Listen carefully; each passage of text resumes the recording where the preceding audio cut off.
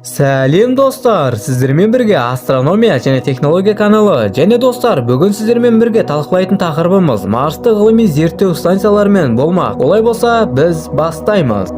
Марс зерттеу станциялары ең алғашқы Марсқа аттанған станция 1961 жылдың 10 қазанында Кеңес одағында ұшырылды. Алайда станция ұшағынан бірнеше минуттан кейін-ақ жер атмосферасына жанып кетті. Содан бері әртүрлі ғарыш агенттіктері бірнеше миссия жолдап, оларды азы ғана сәтті аяқталды. Олардың ішіндегісі Марс 1. Марс 1 планета жанынан сәтті ұшып өткен ең алғашқы ғарыш кемесі. Оны 1962 жылдың 1 қарашасында Кеңес одағы ұшырды. Кеме ғарыштық сәулелер, магнитті өріс, микрометеориттер әсерлері және иондаған газдар туралы мәліметтер жинады. Дегенмен миссия толығымен сәтті аяқталмады, өйткені оны техникалық ақаулармен пайда болып, 1963 жылдың 21 наурызында онымен бірге байланыс үзілді.